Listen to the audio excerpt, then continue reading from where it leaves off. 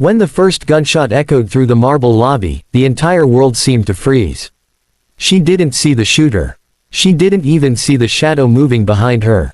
But before the next bullet could fly, a man threw himself between her and danger, his arms wrapping around her, his body shielding hers like an unbreakable wall. The CEO, Alina Gray, felt the impact of the gunman's fall before she saw it. The man who saved her didn't flinch, he just turned his head slightly and whispered, "You're safe now." That was the moment she felt something she hadn't in years, a strange, aching familiarity. Alina was the youngest female CEO of one of the biggest tech empires in the country. Strong, confident, untouchable, that's what the world saw. But inside, she lived with a hollow space that no success could fill. Her husband, Daniel, had vanished during a secret military operation 7 years ago. The government declared him dead. She had buried an empty casket, cried over a folded flag, and raised their little boy alone. Now, this new bodyguard, the one her board insisted on hiring after multiple threats, had stepped into her life like a ghost from the past. His name was Ethan Cole. He was quiet, disciplined, and fiercely protective. His eyes, though, those eyes looked like Daniel's. Deep, stormy, and full of something she couldn't name. Every time their gazes met, her heart stumbled. But it couldn't be him, right? She told herself she was being foolish. Grief played tricks on memory. Still, every little detail felt too familiar, the way he held his coffee mug, how he looked away when she smiled, how he tensed whenever her son, Liam, ran into the room.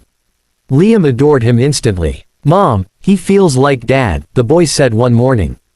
Alina laughed it off. But that night, she cried quietly. Weeks passed, and danger kept following her. Someone was sabotaging her company, leaking data, threatening her family.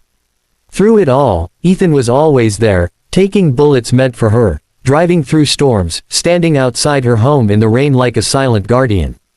But beneath his calm, Ethan fought a different battle, the war between truth and duty. Because Ethan wasn't his real name. He was Daniel. 7 years ago, Daniel had been taken by an enemy unit during a classified mission. Everyone believed he died in that explosion, everyone except him. When he finally escaped and returned, he found that his identity had been erased, his life classified as deceased, and his wife now one of the most powerful CEOs in the country, and in danger. He wanted to tell her everything. God, he wanted to run to her, to hold her, to tell her he never stopped loving her. But the agency warned him, her company was infiltrated, and revealing himself could get her and Liam killed. So he did the only thing he could. He became her protector. Every time he looked at her, every time she smiled, it broke him a little more. She didn't know her husband stood beside her every day, risking his life for her all over again.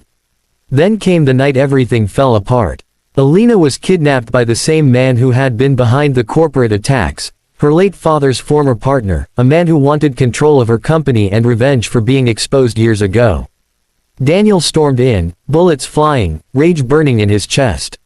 He didn't care about his cover anymore. When Alina saw him fight, the way he moved, the way he called her name as he shielded her, it hit her.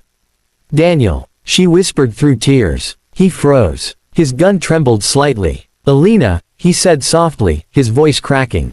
"I'm home." Her knees buckled. The moment shattered everything she thought she knew. She fell into his arms, crying like she hadn't since the day he died. "They told me. You were gone," she sobbed. "I waited for you every night." He held her tighter. "I never stopped coming back," he whispered. "I just needed to make sure you'd be safe first." The rescue team burst in moments later, taking down the kidnappers. But in that chaos, all Alina saw was the man she thought she lost, alive, scarred, and real. After the storm, Daniel finally told her everything, the mission, the lies, the years of silence. She didn't care about any of it. She only cared that he was alive. It wasn't easy. Rebuilding their lives, their trust, their family, it took months. Alina had to balance being a CEO, a mother, and a wife who was learning to love again.